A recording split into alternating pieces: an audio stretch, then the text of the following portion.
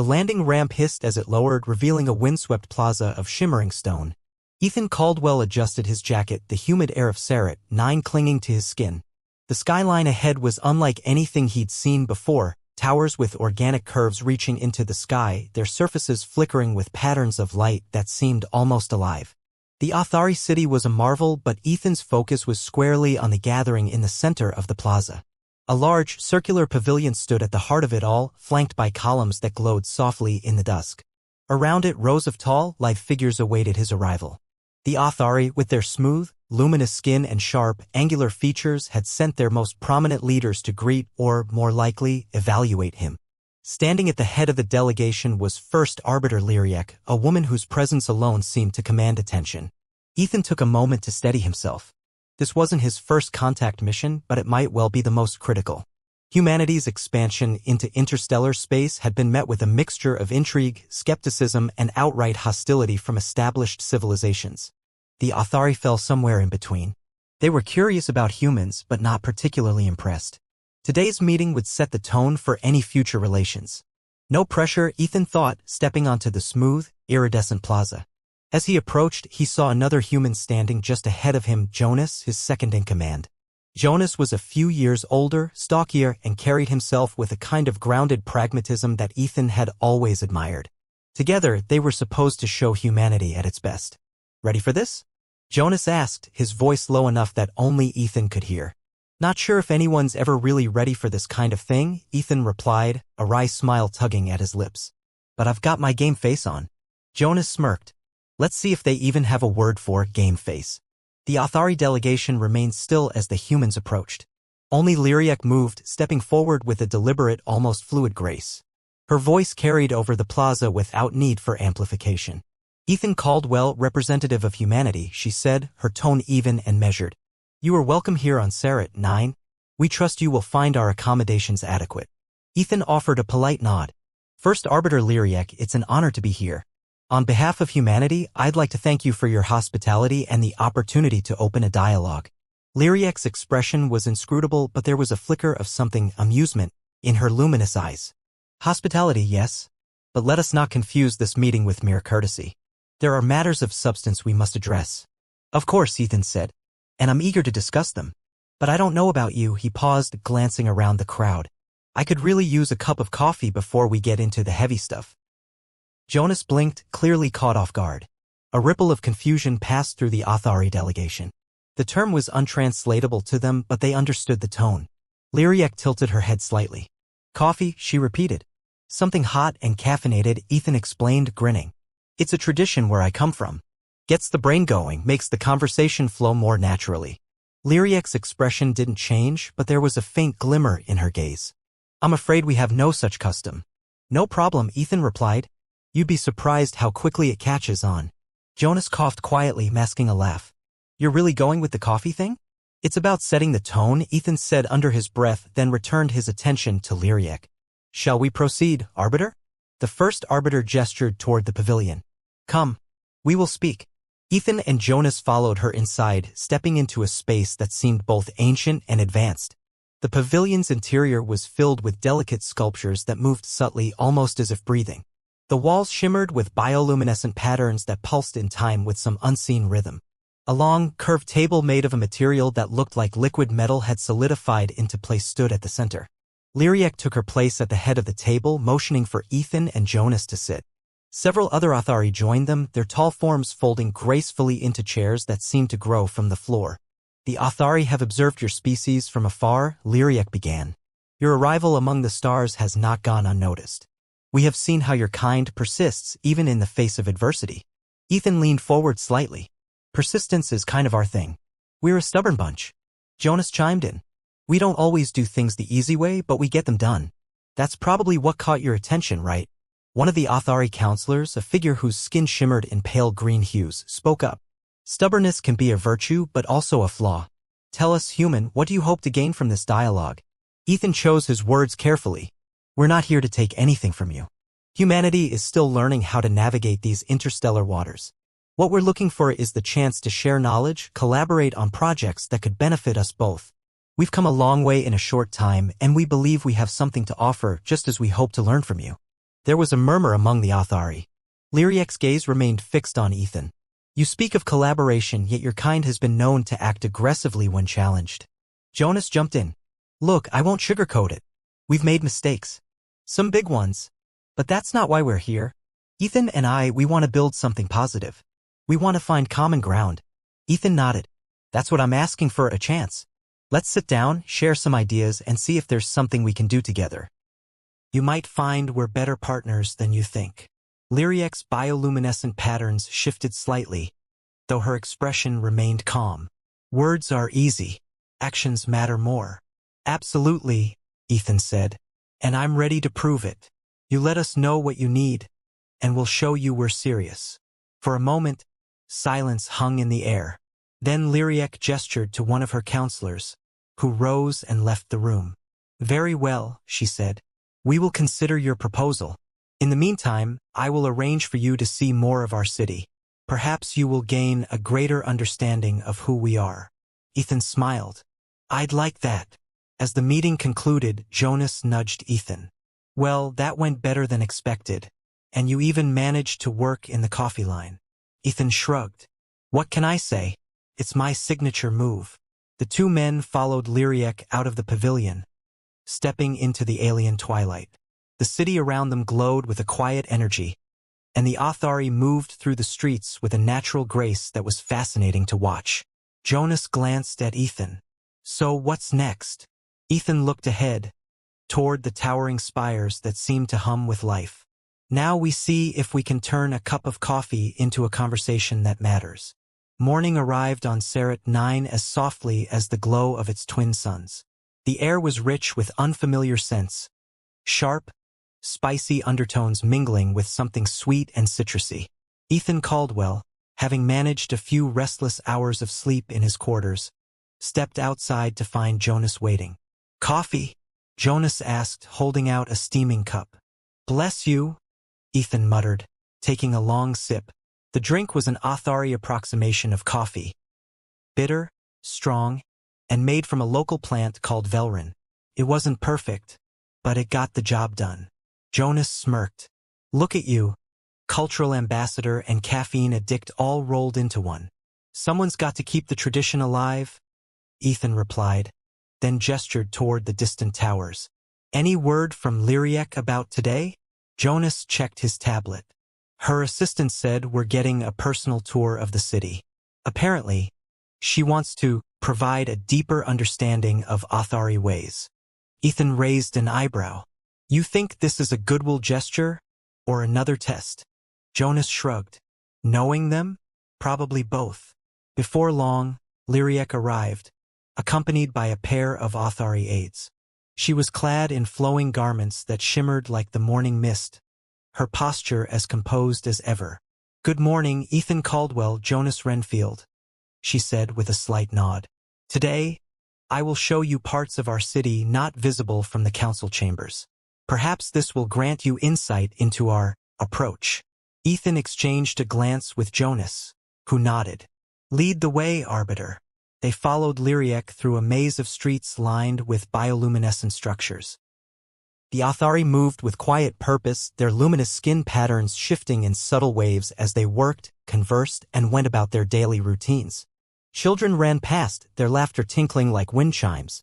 Vendors called out in a flowing language, offering wares that ranged from glittering textiles to small, mechanical devices that buzzed and clicked. Lyriek paused in front of a large, open-air market. Here, you can see how our people thrive through collaboration. Each stall represents a family, a community working together to provide what others need. It is an intricate system, yet it functions smoothly. Jonas leaned closer to Ethan. Sounds like she's describing a well-oiled machine. Ethan nodded. Impressive, but I'm more interested in what drives it. Lyriek, he said, stepping forward, what happens when something disrupts this balance? How do your people adapt? Lyriek regarded him carefully. When challenges arise, we address them collectively. Each member contributes their expertise, ensuring that no individual bears the burden alone. So it's all about shared responsibility? Ethan asked. Indeed, she replied. It is not our way to rely solely on one person's strength. Our approach is rooted in mutual support. Jonas glanced at the intricate network of stalls and workers. Sounds a bit utopian. Back home, we've got plenty of teamwork, but it's not always smooth. People clash, systems break down. Lyriac's gaze lingered on Jonas for a moment. Conflict is not unknown to us. But we have learned that resolving disagreements swiftly with fairness and transparency prevents long-term discord. Perhaps your kind could benefit from such methods. Ethan suppressed a grin. Diplomatic way of saying we could stand to learn a thing or two. As they moved on, Lyriac led them into a district filled with towering sculptures. Each piece seemed to pulse with light, as if alive. Athari citizens walked among them, pausing to touch the sculptures, which responded with subtle shifts in color and tone. These works represent the stories of our people, Lyriac explained. They are not merely decorative, they are repositories of knowledge. When one touches them, they reveal the history, lessons, and emotions embedded within. Jonas reached out to touch one of the sculptures and it emitted a low hum, casting a gentle green light. What's it saying? Lyriac watched him. It shares the tale of an ancient explorer who mapped the rivers that sustain our city. The sculpture conveys his dedication, his challenges, and the unity he inspired among those who followed him. Ethan ran his fingers along another sculpture's surface, feeling a slight warmth as it glowed blue. These are incredible. It's like you've turned history into something people can physically connect with. It ensures that our past remains present, Lyriac said. It reminds us of who we are and why we must continue to move forward. Jonas pulled his hand back. Not a bad way to keep people grounded. Back home, we've got archives and museums, but nothing quite this interactive. Lyriac inclined her head. It is our way of teaching and inspiring. Perhaps one day you will find your own methods to achieve similar results. Their next stop was an elevated walkway that offered a panoramic view of the city. The bioluminescent towers gleamed in the sunlight, casting intricate patterns on the streets below.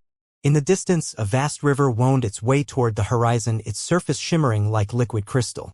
This is where I often come to think, Lyriac said, her tone softer now. When I look upon our city, I am reminded of the responsibilities I bear. Each decision I make affects not only the present but the future. Ethan leaned on the railing, watching the city's pulse-like glow. It's a lot to carry, isn't it? The weight of everyone's expectations. She turned toward him, her luminous eyes meeting his. It is, but it is a duty I accept willingly. My people look to me for guidance and I must provide it. Jonas joined them at the railing. Still, it can't be easy. You must have moments where you wonder if you're making the right choices. Lyriac hesitated, then nodded. Doubt is a natural part of leadership. But it is through doubt that one seeks wisdom. Ethan smiled faintly. I like that. Back home, we have a saying, it's okay to not have all the answers as long as you keep asking the right questions. Lyriac studied him, her expression unreadable. A wise sentiment. Perhaps you understand more than I expected. Jonas chuckled. Ethan's full of unexpected wisdom. It's what makes him good at this job. Flattery will get you nowhere, Jonas, Ethan quipped, grinning. Lyriac allowed herself a small smile. Perhaps there is hope for meaningful dialogue after all. They spent the rest of the day exploring more of the city, the vast hydroponic gardens where Athari farmers cultivated glowing crops, the bustling transport hubs where sleek vehicles glided silently through the air, and the cultural centers where young Athari studied music, science, and art. With each stop, Ethan and Jonas asked questions, shared observations, and began to piece together a more complete understanding of Athari society. As the suns began to set, Lyriac led them back to the council tower. I trust this tour has given you greater insight into who we are. It's been enlightening, Ethan said. And I think I get it now. You're not just about shining lights and smooth systems. You're about making sure everyone has a part to play. Lyriac inclined her head. A fair assessment. Jonas glanced at Ethan. So, what's the next step? Ethan turned to Lyriac. You've shown us your world. Now it's our turn to show you who we are. Maybe we can find something we can build together. Lyriac's gaze softened just enough to be noticeable. That is the purpose of this exchange. Let us see if you can meet the challenge. The three of them stepped into the council tower, ready to take the next step in what had started as a cautious introduction and was now becoming something far more promising. Morning light filtered through the chamber's translucent walls, throwing soft, shifting patterns on the floor. Ethan was seated at a low, curved table, sifting through a collection of documents projected from his tablet. Beside him, Jonas paced back and forth, muttering under his breath. I still don't get it, Jonas said. They've got all this tech, cities that glow, sculptures that sing, and yet they're still on the fence about working with us. What more do they need to see? Ethan didn't look up. It's not about the tech. They're testing us. They want to know if we'll crack under pressure, if we're worth their time. It's a dance. They lead, we follow. Jonas stopped and crossed his arms. You've done these dances before. How'd they usually go? Ethan smiled faintly. Each one's different. Some species are drawn to our ingenuity, others to our adaptability. The Athari, they're tougher. They've got their own way of doing things and they're not keen on changing it. Still, Jonas said, you've got to admit Lyriek is different from the other leaders we've met. Ethan finally set down the tablet. She is. She's careful, thoughtful, but there's more to it. She genuinely wants her people to succeed. I think she sees us as a risk, a potentially dangerous variable, but also as a chance to grow. Jonas shook his head. You really think they're just waiting for us to prove ourselves? I think they're waiting for us to show them we're not here to dominate, Ethan said. That we're interested in something more balanced. Before Jonas could respond, the door slid open and Lyriek entered. Her aides remained outside, leaving her alone with the two humans.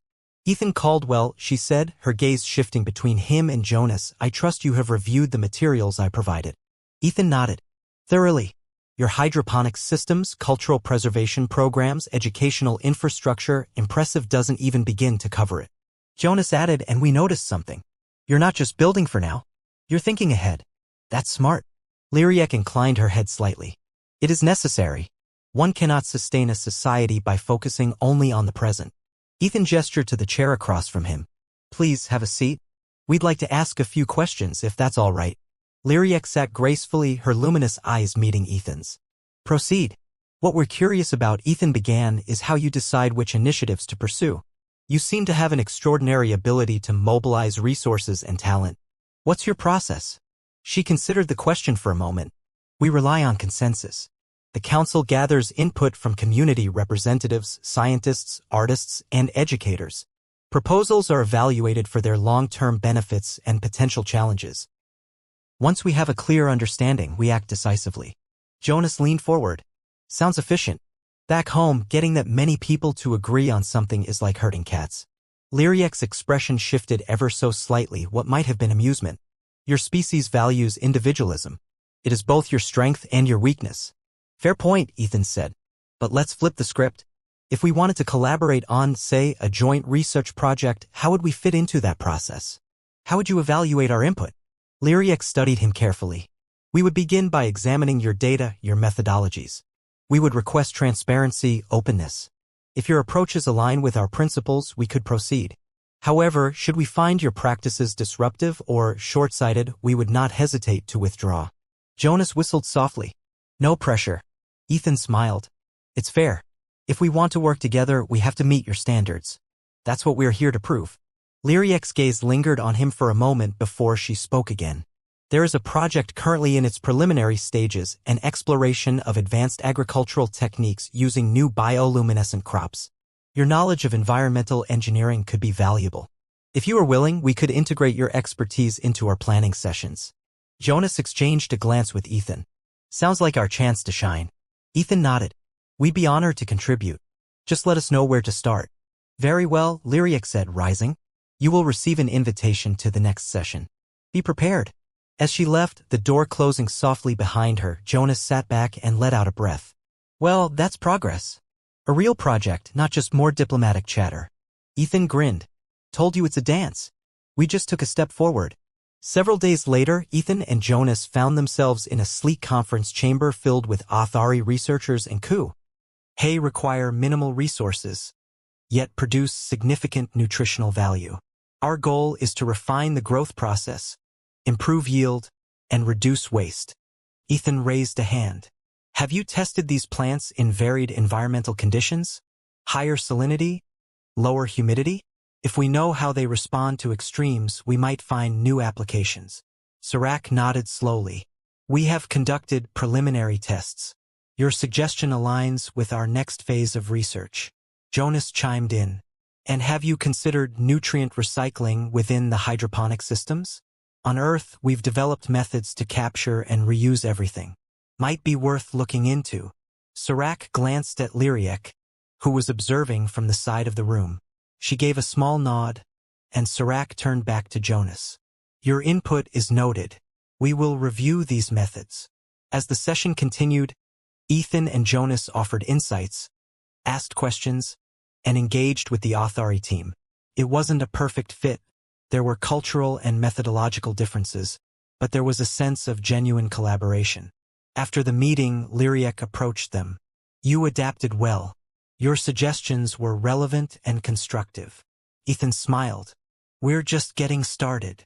Jonas added, it helps that your team knows their stuff. We're learning as much from them as they are from us. Lyriek's expression softened slightly. This is how progress is made. By listening, by learning. Ethan glanced at Jonas, then back at Lyriek. And by trusting each other. Lyriek held his gaze for a moment before replying. Yes, trust is essential. As they parted ways, Ethan and Jonas walked back to their quarters, the bioluminescent city glowing softly around them. Not bad for a day's work, Jonas said. Think they're starting to see us as more than just whatever they thought we were? Definitely, Ethan replied. But we still have a lot to prove. Trust doesn't come overnight. Jonas grinned. No, but we're laying the groundwork. And maybe, just maybe, we're starting to win them over. Ethan nodded, his gaze drifting to the distant towers. One step at a time, my friend. One step at a time. The Agricultural Research Center hummed with quiet activity as Ethan and Jonas stepped inside, their footsteps echoing off the polished stone floors. Rows of translucent tanks lined the walls, each housing a different variant of the Athari bioluminescent crops.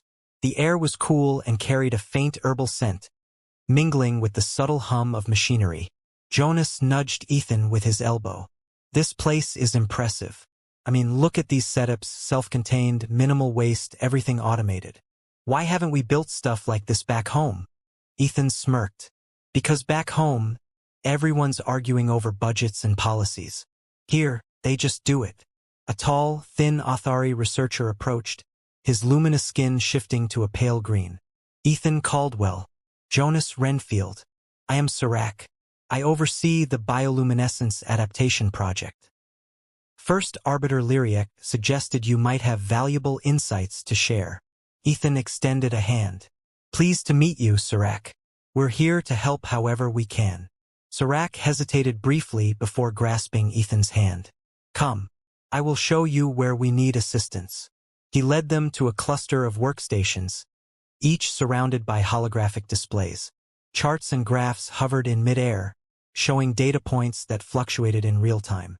At one station, an Athari technician adjusted a virtual control panel, fine-tuning a light spectrum that bathed a tank in gentle blue hues.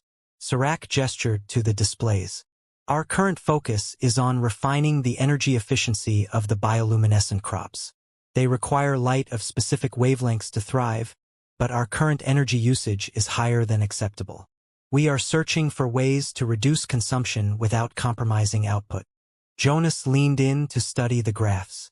Back on Earth, we use reflective panels and optimized light angles to maximize absorption. Have you tried adjusting the positioning of the emitters? Maybe even rotating the tanks slightly so the light hits at a better angle. Sirac considered this, his bioluminescent patterns flickering slightly. We have experimented with positioning, but perhaps not to the extent you suggest. It may be worth further exploration. Ethan chimed in. And what about nutrient cycling? If you can capture the excess nutrients that the plants don't use, you might be able to reduce waste and give them a more stable supply. Sirac's eyes narrowed in thought. An intriguing idea. Our current system does not account for nutrient recapture. Your methods could increase efficiency. As the three of them brainstormed, more Athari researchers gathered around. At first, they observed silently, their glowing eyes fixed on the humans. But as the discussion continued, they began to ask questions, compare notes, and offer their own suggestions. Before long, the workstation was abuzz with activity, a blend of human ingenuity and Athari precision. Jonas pulled up a schematic on a nearby screen. See here, if you move the light emitters to this position, you'll not only cut energy use but also increase the light exposure per plant. That's what we did in our vertical farms back on Earth. Sirac tilted his head, studying the schematic. Fascinating. And this approach has proven effective on your world. Ethan nodded. Very. It's not just about more light, it's about the right light in the right place. Sometimes small adjustments make the biggest difference. One of the Athari technicians approached, her luminous patterns shifting to a soft lavender. If this method works, we could integrate it into the next growth cycle. Perhaps a controlled trial. Serac looked at Ethan and Jonas. Would you be willing to assist in designing this trial? Jonas grinned. Absolutely. Let's set it up. For the next several days, Ethan and Jonas worked side by side with the Authari team. They ran simulations, adjusted equipment, and introduced new techniques that the Authari had never considered.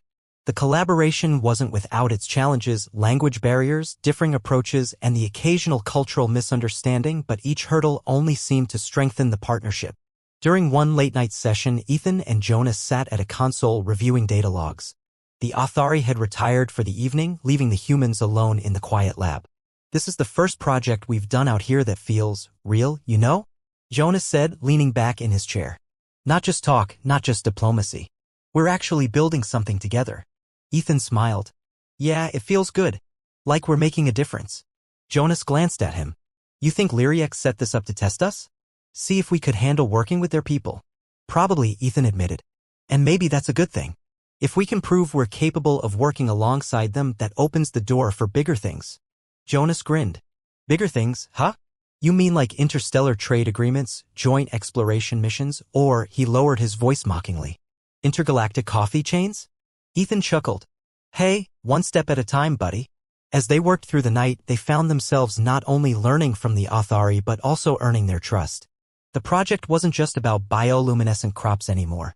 It was about building a relationship that could reshape how humans and Authari saw each other. By the end of the week, the trial was ready. The modified emitters were installed, the nutrient cycling system was in place, and the first batch of plants was already showing signs of improved growth. Serac and his team were cautiously optimistic, their luminous patterns glowing with subdued excitement. Lyriac arrived to observe the final setup. She moved quietly among the researchers, listening, asking thoughtful questions, and occasionally glancing at Ethan and Jonas. When she approached them, she gestured toward the glowing tanks. You have done well. The modifications appear promising. Jonas folded his arms, a proud grin on his face. Team effort, Arbiter. Your people had the foundation, and we just built on it. Ethan nodded. It's been a great experience. I think we've all learned something valuable from working together. Lyriac regarded them both for a moment. Collaboration often reveals strengths and weaknesses we do not see on our own. You have shown a willingness to adapt and contribute. That is appreciated. Jonas gave Ethan a sly look. Does that mean we get a coffee break? Ethan shook his head, laughing. Don't push your luck. Lyriac's lips curved into a faint smile. Perhaps you have earned it. As the trial began, the first data sets confirmed what everyone had hoped for: improved efficiency, higher yield, and reduced waste. The Authari researchers were visibly pleased, their bioluminescent patterns shifting in what Ethan had come to recognize as a sign of approval. Serac approached them with a small device, its surface glowing softly. This is a token of our gratitude. It contains a record of the project's findings and a message to your people. We hope it will serve as a foundation for future collaboration. Ethan accepted the device with a respectful nod. Thank you, Serac. It's been an honor working with your team. Jonas clapped Serac on the shoulder, earning a startled look. Yeah. Thanks for letting us be part of this. We're just getting started. Lyriac stepped forward.